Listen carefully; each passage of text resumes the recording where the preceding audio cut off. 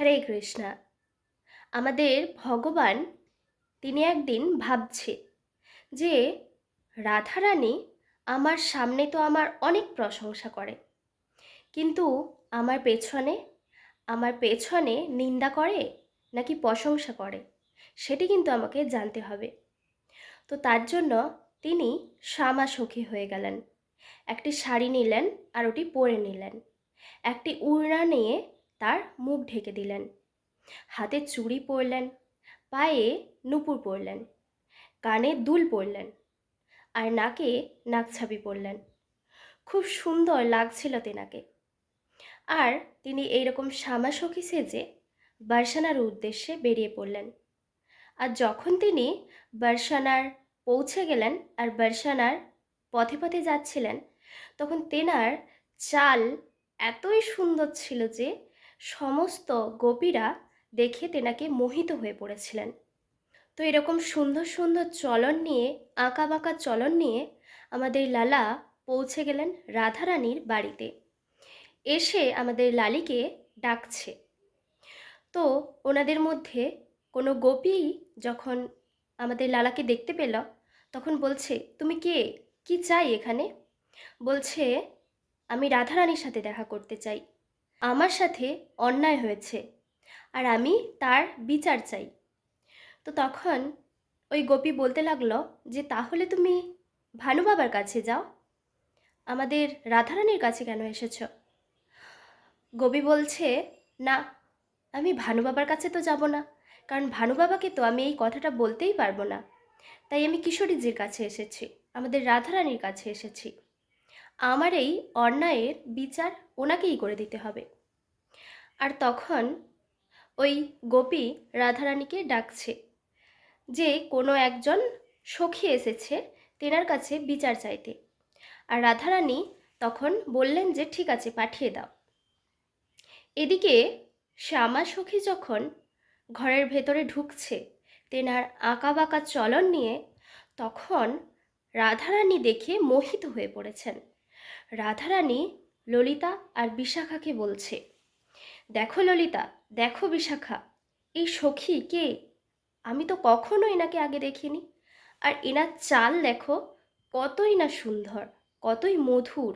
আর তখন এদিকে ললিতা আর বিশাখা বলছে, আরে রাধে, তুমি কি করছো এটা? ও তো একজন গোপী, আর তুমি গোপীর ওপরেই মোহিত হয়েছ। আমরা এটা কিন্তু প্রথম দেখলাম যে তুমি একজন গোপিকার ওপর মোহিত হয়ে পড়েছ। শ্যামা সখী এখন রাধারানীর নিকটে এসেছে। তো রাধারানী তখন সখীকে জিজ্ঞাসা করছে, তোমার নাম কি? তো তখন বলতে লাগছে, আমার নাম শ্যামা সখী। রাধারানী বলছে, ঠিক আছে শ্যামা সখী, বলো তুমি কোথা থেকে এসেছো আর তোমার সাথে কি অন্যায় হয়েছে? তখন শ্যামা সখী বলছে, আমি এসেছি বৃন্দাবন থেকে। আমার সাথে অন্যায় হয়েছে। আমি যখন মাখন বিক্রি করতে যাই বৃন্দাবনের পথে, তখন কৃষ্ণ আছে, দুষ্টু কৃষ্ণ, সে রাস্তার ওপরে বসে থাকে। আর আমরা যখন মাখন নিয়ে যাই তখন সে আমাদের বলে যে আমাদের নাকি কর দিতে হবে। আর তখন যখন আমরা জিজ্ঞাসা করি যে তোমার কি কর লাগবে, তখন সে আমাদের বলে যে তোমাদের হাঁড়ির মাখন লাগবে। আর তখন আমরা ওই হাঁড়িটি যখনই নামিয়ে দেই, সে সমস্ত মাখন খেয়ে ফেলে।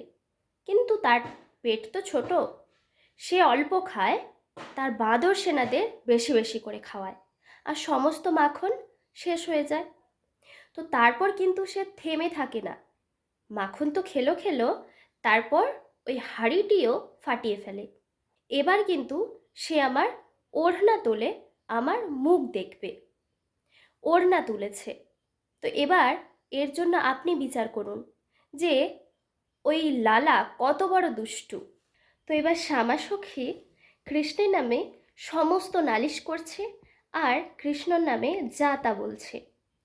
অনেকক্ষণ পর রাধারানী বলতে লাগলেন যে আরে শ্যামা সখী, তুমি এবার থামো, তোমার অনেক নিন্দা হয়েছে।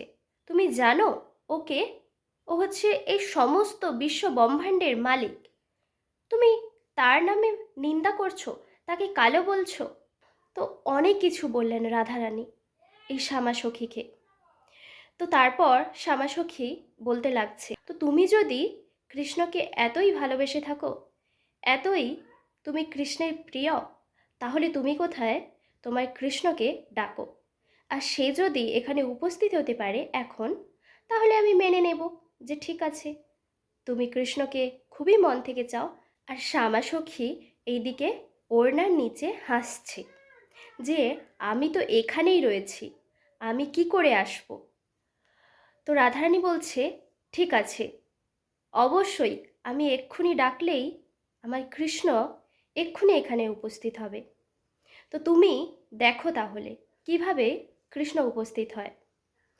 তো রাধারানী এবার চোখটি বন্ধ করেছে আর তিনি চারিদিকে ভ্রমণ করছে যে কৃষ্ণ কোথায়। তিনি সেই সময় চোখ বন্ধ করে গেলেন বৃন্দাবনে।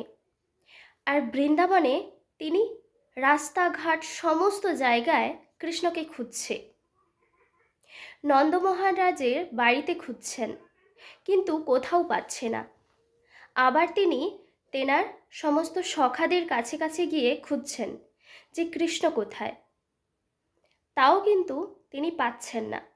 এবার তিনি আরও একটু জোর দিয়ে দেখছেন। তখন তিনি দেখতে পেলেন যে তিনি নাকি আছে এখন বার্সানাতে। আরও তিনি জোর দিয়ে দেখছেন, তিনি নাকি এখন আছে রাধারানীর বাড়িতেই। তো তখন তিনি অবাক হয়ে গেলেন যে আমার বাড়িতে তো এখন কৃষ্ণ নেই। তো তখন তিনি আরও চোখ বন্ধ করে আরও জোর দিয়ে দেখছেন। আর তিনি তখন দেখতে পেলেন যে তিনি হচ্ছেন এই শ্যামাসখী।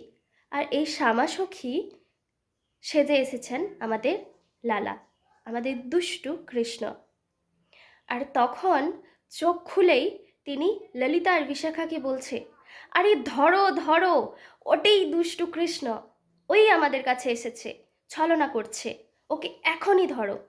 আর ললিতা আর বিশাখা ছুটে ছুটে যাচ্ছে কৃষ্ণকে ধরার জন্য, আর কৃষ্ণও ছুটে পালাচ্ছে।